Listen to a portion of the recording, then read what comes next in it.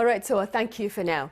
Here in Korea, the persistent spread of Omicron is raising questions about the stability of the country's medical arena. And to answer these questions, I have Shin YE-EUN here in the studio. YE-EUN, welcome back. Glad to be here, Sunny. Right, now let's begin with the state of Korea's medical capacity.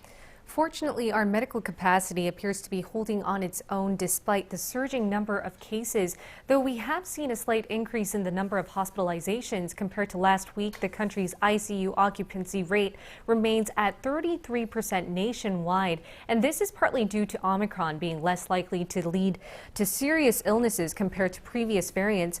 Omicron also has a fatality rate of 0.18%, which is just 1/3 of Delta's 0.7%. It's still twice as fatal compared to the seasonal flu, though. While many Omicron patients aren't reporting severe symptoms, what we are seeing is that they aren't being as effectively monitored or cared for by medical staff. And this comes as the government has moved towards home treatment and telemedicine services since the Omicron wave began.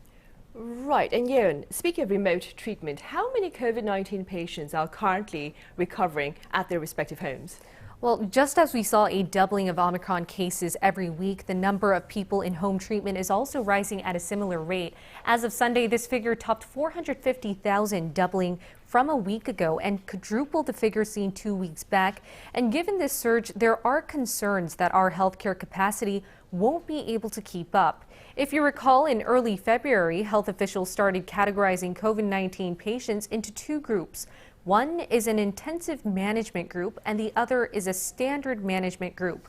Those under intensive management are subject to round-the-clock monitoring and greater care because they're considered high risk. They receive 2 daily health checks from medical staff who are always on standby. They also receive home treatment kits, which include fever medication, thermometers, and self-test equipment. They may also be prescribed Paxlovid, Pfizer's antiviral COVID-19 pill.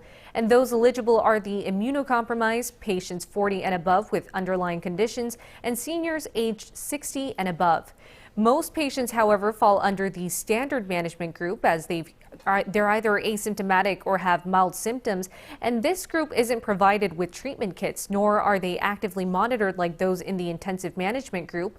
It's only if their symptoms worsen that patients in this group can contact their local hospital or clinic to access remote healthcare services. They can visit an outpatient treatment center only if a doctor has cleared them to do so, but reaching health workers on the other line has been quite the headache for patients in this group, with many reporting that the phones were always busy. So there's a clear need for more medical workers who can provide assistance to home treatment patients, especially since more than 1 million patients are expected to be in home recovery by early March.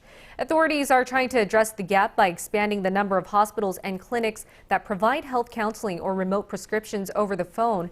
As of February 10th, there were only 1,856 clinics providing these services, but this was expanded to more than 6,000 medical centers in a span of just a week. Right, quite a remarkable achievement, of course. And I understand authorities are also looking to distribute more self-test kits, YE-EUN, as well as antiviral pills. That's right, Sunny. Korea's Ministry of Food and Drug Safety said they would supply 21 million test kits to pharmacies and convenience stores nationwide.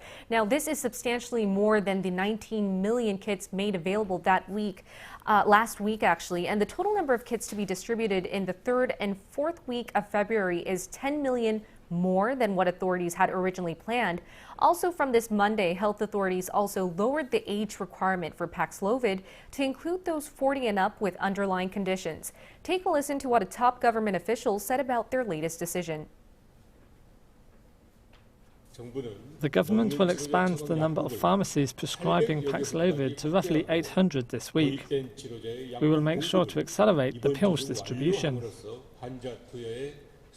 Right, and that is the latest on the treatment front. Meanwhile, on the vaccination front here, what's the latest with regard to a rollout of Novavax? Well, people aged 18 and up who haven't been vaccinated can book their Novavax appointments on Monday. Novavax is the first protein subunit vaccine to be manufactured in the country, and this means that it uses a more conventional method to provide immunity similar to hepatitis B and cervical cancer vaccines.